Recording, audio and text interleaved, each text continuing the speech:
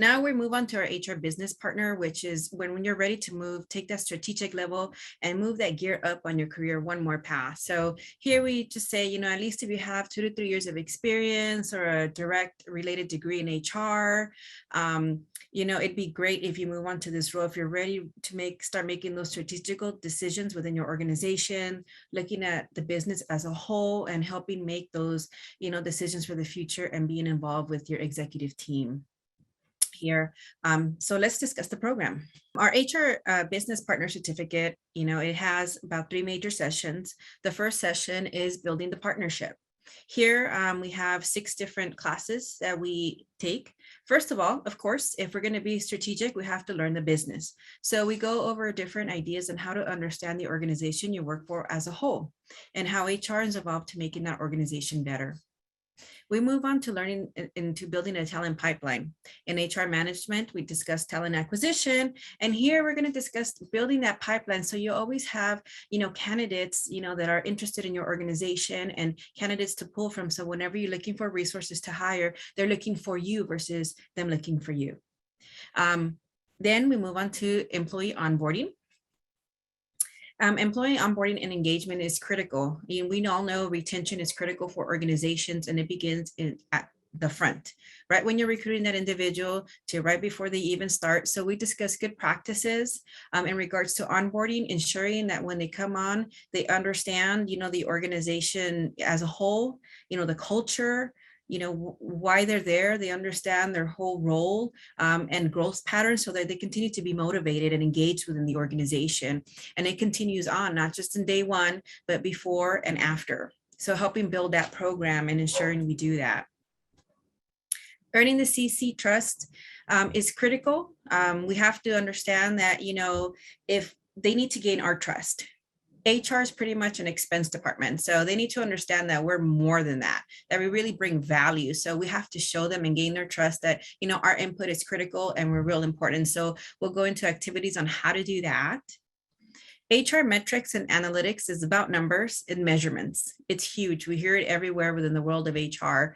How do we measure, our talent? How do we measure, retention? How do we measure certain items? So we'll discuss different measurement points and what'll work within your organization and how to apply that and send that message out with the data you give your executives so they can really have background information on the points you're trying to make across.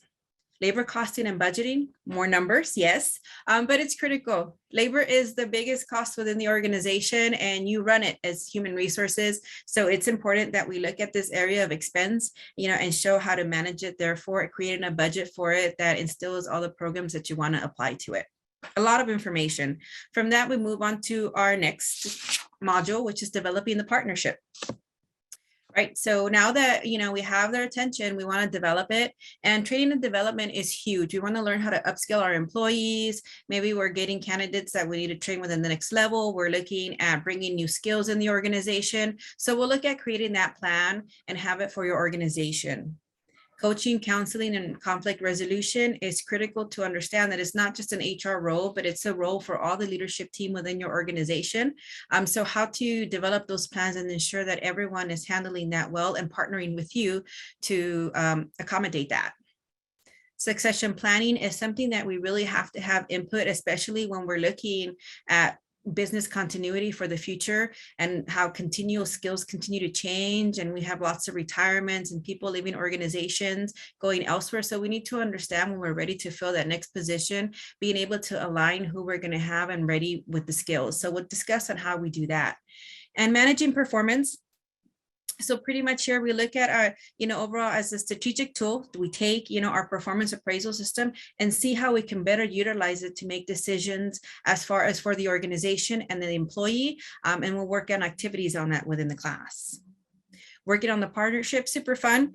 We look at project management as a whole. So what we take is pretty much different approaches to managing, projects.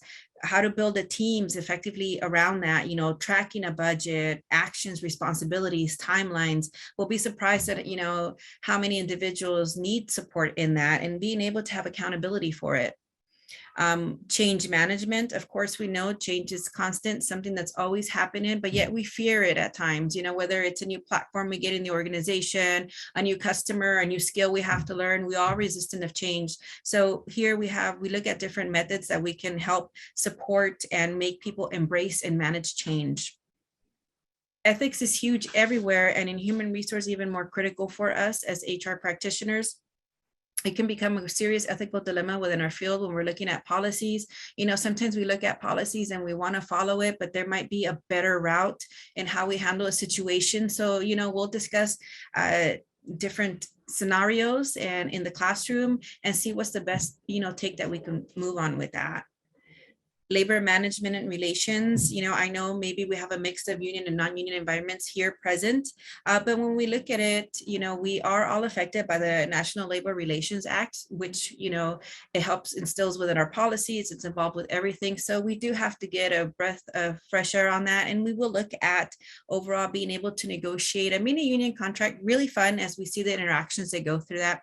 So, a lot of information stalls on here. This program, again, really takes you to that next level, overall being more strategic within the organization and helping you, work with your CC trust to make decisions as an overall business partner.